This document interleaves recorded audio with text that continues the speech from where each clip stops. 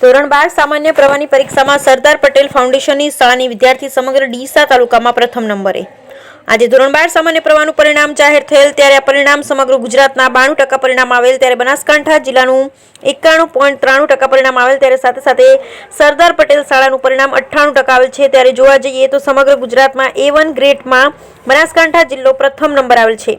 ત્યારે Sardar Patel foundation trust સંચાલિત સરદાર પટેલ શાળામાં ધોરણ 12 સામાન્ય પ્રવાહમાં અભ્યાસ કરતી વિદ્યાર્થીની સમગ્ર ડીસા તાલુકાનું તથા સરદાર પટેલ શાળાનું તથા ઉત્તર ગુજરાતનું સમગ્ર માળી સમાજનું ગૌરવ વધારેલ છે। ત્યારે વાત કરીએ તો ડીસા તાલુકાના પ્રથમ નંબરમાં સરદાર પટેલ શાળાની વિદ્યાર્થીની કૃષ્ણાબેન નેમાભાઈ માળી 95.71% માર્ક મેળવી પ્રથમ ક્રમાંક મેળવી ગૌરવ વધારેલ છે। ત્યારે આવો આપણે તેની સાથે જાણીશું કે તેનો શું ગોલ છે।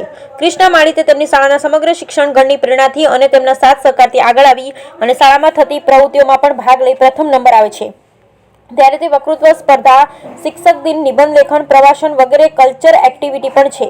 ત્યારે તેમના ક્લાસ ટીચર પ્રવીણભાઈ પટેલ તથા તેમના આચાર્ય નાનજીભાઈ ખરસાણા તથા સુપરવાઇઝર નિલેશભાઈ પુરોહિત તથા સાયકોલોજી વિષયના શિક્ષિકા ડોક્ટર વર્ષાબેન પટેલની માર્ગદર્શન મેળવી સમગ્ર શાળામાં પ્રથમ નંબર આવી હતી। બ્યુરો રિપોર્ટ ભરત કડી, બનાસકાંઠા। ઓકે, નમસ્કાર। આજે ડીસાની સરદાર પટેલ સ્કૂલની અંદર વિદ્યાર્થીની આખા ડીસા તાલુકામાં ફર્સ્ટ નંબર આવેલ છે આર્ટ્સ વિષયમાં। અને આજે એની સાથે આપણે મુલાકાત કરીશું અને વાતચીત કરીશું કે ભાઈ એનો શું ગોલ છે અને કેવી રીતે અભ્યાસ કર્યો, જેથી કરીને બીજા લોકોને પણ થોડું પ્રેરણા મળે અભ્યાસ કરવાની અને થોડું શીખ મળે। શું નામ બેટા? મારી કૃષ્ણ નેમાભાઈ। અચ્છા, કયા ધોરણમાં છો? હું ધોરણ 12 કયો વિષય હતો આ તમે? આર્ટ્સમાં હતી। અચ્છા, આર્ટ્સમાં કેટલા ટકાવારી આવી?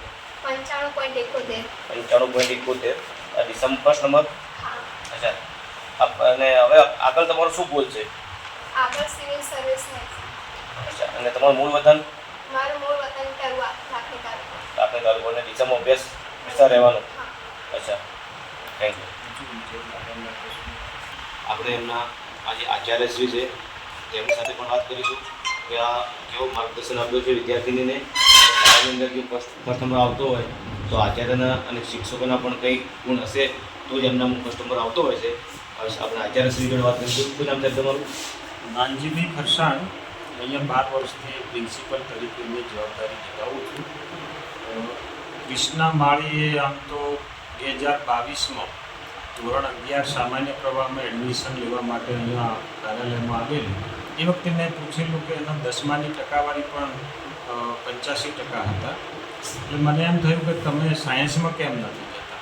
તો એ વખતે એનો ગોલ નિશ્ચિત જ હતો કે મારે યુપીએસસીની તૈયારી, આઈએએસ આઈપીએસની તૈયારી કરવાની છે, આ મારો ગોલ છે અને એના માટે હું સામાન્ય પ્રવાહ પસંદ કરીશ, કોમર્સમાં પણ નહીં જાઉં। અને આજે જ્યારે સામાન્ય પ્રવાહનું રિઝલ્ટ જાહેર થયું ત્યારે એનો જે ગોલ છે અને એમાં જે ડીસા તાલુકામાં હું તો એવું માનું છું કે હજુ વ્યક્તિગત રિઝલ્ટ જાહેર થયા છે પણ જિલ્લામાં, સમગ્ર જિલ્લામાં એ પ્રથમ હશે। એના મોટાભાગના વિષયોમાં એના 100 ગુણ છે, માત્ર ભાષાઓમાં જ એના ગુણ કપાયેલા છે। એના લગભગ 96% રિઝલ્ટ છે। અચ્છા, આપણે દેવી જોડે વાત કરીશું કે આજે આ તમે સ્કૂલની અંદર અભ્યાસ કર્યો, તમને કેવું લાગ્યું? મને ખૂબ સારું લાગ્યું સ્કૂલમાં। અચ્છા, અને પ્રેરણા સ્કૂલની કેવી છે? શિક્ષકોનું માર્ગદર્શન કેવું છે? દરેક શિક્ષકો સારા છે, દરેક શિક્ષકો ખૂબ પ્રેરણા આપે છે અને અમારા પ્રિન્સિપલ સરનું સ્વભાવ ખૂબ સારું છે, તેઓ વ્યક્તિગત રીતે મને ખૂબ પ્રેરણા આપે છે। આગળ હવે તમારે શું ગોલ કેવો છે કે પીએસમાં જવાનું છે? પીએસમાં જવા માટે તમે કેવી મહેનત કરવાના છો? આગળ મારા સિવિલ સર્વિસમાં જવા માટે હું દિલ્હીમાં એડમિશન લેવા ઈચ્છું છું અને ત્યાં જ આગળ સ્ટડી ચાલુ કરું છું। પપ્પા મમ્મી શું કરે? પપ્પા બિઝનેસ સંચાલક। અચ્છા, ખેતી કે નહીં, બિઝનેસ। બિઝનેસમેન? સારું, સાહેબ જોડે આચાર્યશ્રી જોડે પછી બરાબર કરીશું। કૃષ્ણા માળી એક એવી મારા અનુભવમાં એવી વિદ્યાર્થીની છે કે જે અવારનવાર મારી પાસે માર્ગદર્શન માટે આવતી હતી, એટલે એની જિજ્ઞાસા બહુ હતી। એનું એક્ઝામ પૂરી થઈ ગઈ તો પણ એ વ્યક્તિગત મને મળવા આવેલી કે સાહેબ હવે હું ગ્રેજ્યુએશન ક્યાંથી કરું? અને એને ગ્રેજ્યુએશન માટે એને ખુદ નેટ ઉપરથી સર્ચ કરીને દિલ્હીમાં જે ઓલ ઇન્ડિયા લેવલે સારી કોલેજોમાં એડમિશન મળે છે, એમાં દિલ્હીની સારી કોલેજ છે, એનો એન્ટ્રન્સ ટેસ્ટ લગભગ 15મી તારીખે છે. મને ફોન પણ કરે છે અવારનવાર. અને દિલ્હીમાં રહી ગ્રેજ્યુએશન કરવાની છે અને સાથે સાથે યુપીએસસીની તૈયારી પણ કરવાની છે. એક શાર્પનેસ ગોલ સાથે એ આગળ વધી રહી છે. મને વિશ્વાસ છે કે એમાં સફળ થશે જ. અચ્છા, હવે સર તમે બીજા વિદ્યાર્થીઓને શું પ્રેરણા આપવા માંગો છો? હું તો એટલું જ કહું છું કે અત્યારે ડૉક્ટર એન્જિનિયરિંગનો ક્રેઝ બહુ ચાલે છે. પણ મારું અંગત માનવું એવું છે કે જે હોશિયાર હોય દરેક જગ્યાએ ફર્સ્ટ જ રહેવાના છે.